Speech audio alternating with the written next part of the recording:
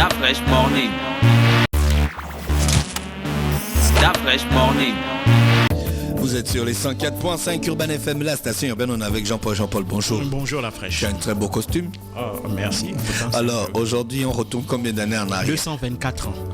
224 ans. Le 14 mai 1796, c'est le jour où le docteur Edward Jenner avait découvert la vaccination. Ça tombe bien puisqu'avec à cause du coronavirus, on parle justement beaucoup de vaccination pour essayer de trouver un traitement préventif justement contre le coronavirus.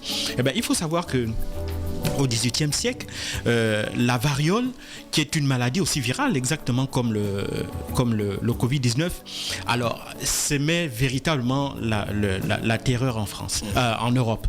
À cette époque-là, il y avait eu plusieurs épidémies de variole, et à chaque épidémie de variole, c'était pas moins de plusieurs dizaines de milliers de personnes qui mouraient. Et donc, le docteur Edward Jenner, donc, lui qui est un médecin relativement jeune, il a la quarantaine passée, lui il est passionné de recherche. Alors qu'est-ce qu'il avait remarqué? Il avait remarqué déjà à travers les travaux d'un autre savant européen, un savant espagnol originaire de la région d'Andalousie. Ce savant-là, le docteur Torres, lui avait déjà plusieurs siècles auparavant même, décrit un phénomène. Il avait constaté que chez justement les patients souffrant de variole, les personnes qui avaient survécu à la variole, développaient une immunité qui faisait qu'elles ne retombaient plus malades. Et donc, à partir de ce phénomène-là, le docteur Jenner va donc essayer de trouver le moyen de transférer cette capacité-là qu'une personne qui a survécu à la variole à la transférer à une personne qui n'a jamais été atteinte de la variole. Et donc, pour cela, il y avait des techniques qui avaient été mises en place. C'était des techniques d'inocution. C'est-à-dire qu'on prenait une personne qui était atteinte de la variole. Il faut savoir que la variole donnait des pustules. Et donc, dans ces pustules-là, on prenait le pus qui était dessus et puis on scarifiait la personne que l'on voulait en quelque sorte vacciner et donc on l'inoculait comme ça et puis on l'isolait. D'accord? Et on attendait pendant plusieurs semaines. Et donc, à la suite de cela, une fois que la personne, à la suite de cela, si la personne ne faisait pas la maladie, d'accord, on la prenait et donc on la mettait, on pouvait la mettre en contact avec les personnes qui étaient malades. Mais le problème avec cette technique-là, c'est qu'elle était particulièrement dangereuse. C'est-à-dire que si le patient lui-même devenait malade, alors là, ça apportait le risque que ce soit un nouveau foyer d'épidémie. Et donc, ce nouveau malade-là, cette personne que l'on rendait volontairement malade en lui inoculant le virus de la variole, pouvait elle-même devenir malade, atteinte de la variole, donc malade, et ensuite contaminer tout le voisinage. Donc, c'était une technique qui demandait une très grande maîtrise, et c'est la raison pour laquelle les médecins qui la pratiquaient, c'était des médecins qui étaient réputés et dont les services coûtaient énormément d'argent. C'est la raison pour laquelle cette technique-là n'était réservée qu'au milieu bourgeois, au milieu aristocratique, qui eux avaient les moyens de se payer les meilleurs médecins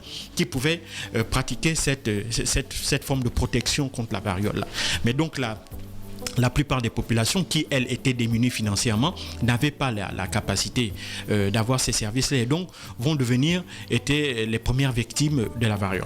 Jusqu'à ce que le docteur Edward Jenner, lui, en parcourant, si tu veux, les campagnes anglaises, il va constater quelque chose. Il va constater que dans les zones de campagne, il y avait des gens qui étaient quasiment inoculés contre la variole. Des gens qui ne souffraient pas de la variole. Et qui sont ces gens-là? C'était les fermiers. D'accord? Il faut savoir que à l'époque, il y avait ce qu'on appelait les techniques de météage, c'est-à-dire qu'on avait des aristocrates, donc des grands seigneurs qui avaient des terres, et ces terres-là, ils les louaient à des agriculteurs, et donc ces fermiers-là qui rétribuaient le propriétaire des terres, soit en argent, soit en produits vivriers, soit en lait, etc. Et donc, le docteur Edward Jenner va constater que parmi les fermiers, il y avait justement ceux qui s'occupaient des vaches qui étaient particulièrement protégées contre la variole. Alors, il va découvrir, qu'est-ce qu'il va découvrir?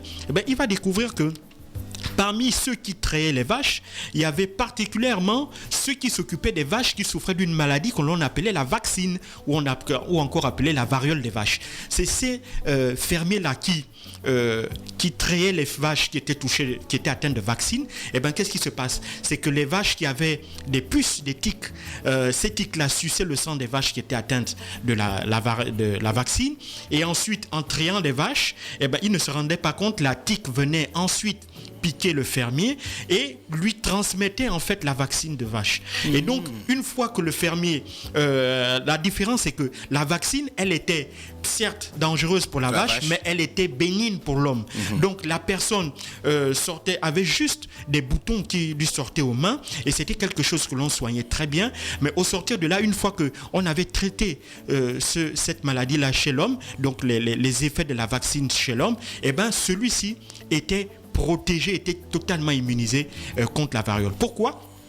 Parce que justement, la vaccine, c'est une variante de la variole. D'accord? C'est l'équivalent de la variole, mais pour les vaches. Et donc, le docteur Jenner va se dire, tiens, là, il y a quelque chose d'intéressant. Alors, qu'est-ce qu'il va faire?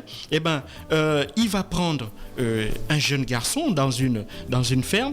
Et donc, il va prendre le pouls de sa maman qui souffrait de vaccine. Et donc, il va prendre le pouls qu'il avait sur les mains de sa mère. Et donc, il va inoculer ça à cet enfant de 8 ans. Et il va le garder en observation pendant 3 mois. 3 mois plus tard, qu'est-ce qu'il va faire? Eh bien, il va prendre maintenant le pouls d'une véritable personne atteinte de la variole et il va aussi l'inoculer à cet enfant de 8 ans-là. Et qu'est-ce qu'il va constater? Eh bien, que cet enfant-là ne faisait pas la maladie, tout simplement. Donc, par cette technique-là, eh bien, le docteur Jenner venait tout simplement de découvrir la vaccination et les effets de l'immunologie et poser en fait les bases de la science qui va devenir l'immunologie actuelle. Et donc, à partir de ça, eh ben, qu'est-ce qu'il va faire? Il va décider de vulgariser sa découverte, mais il va faire face, évidemment, bien entendu, à l'opposition de l'intelligentsia de l'époque, parce qu'il lui reprochait 2 choses. Un, il disait que l'observation, enfin, les conclusions que le docteur Jenner élaborait étaient faites sur des bases empiriques, donc sur juste l'observation, et donc il n'apportait aucune base scientifique à sa démonstration. Et la deuxième chose, c'est que certains courants religieux s'opposaient aussi au docteur Jenner parce qu'ils estimaient que la variole, en fait, c'était une forme de malédiction.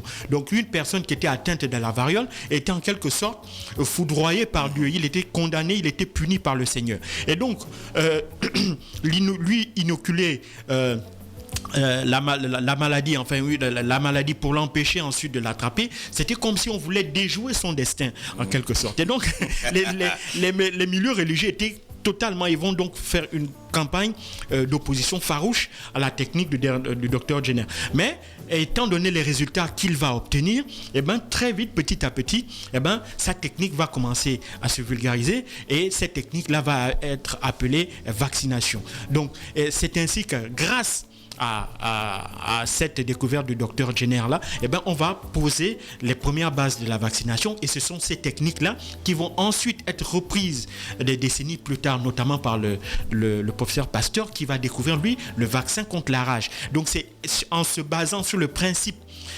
scientifique qu'avait déjà émis le docteur Edward Jenner, notamment sur le vaccin sur la variole, que Pasteur va lui découvrir le vaccin contre la rage et à partir de là, évidemment, l'autre grande avancée, c'est que le professeur Pasteur va lui faire la démonstration scientifique des effets de la vaccination et démontrer que la vaccination, c'est quelque chose d'extrêmement important parce qu'il permet véritablement à l'organisme de se doter des moyens de riposte contre la survenance d'une maladie. Et donc, notamment en sécrétant des anticorps. Et donc, c'est grâce d'abord au docteur Jenner et ensuite au professeur Pasteur que la base de ce qui va devenir aujourd'hui soit l'immunologie et les principes de la vaccination vont être vulgarisés. Et c'est grâce à cela que plusieurs maladies, dont la variole, vont être déclarées des maladies qui ont quasiment disparu aujourd'hui. En 1980, notamment, l'OMS va décréter que la variole avait totalement disparu de la surface de la Terre.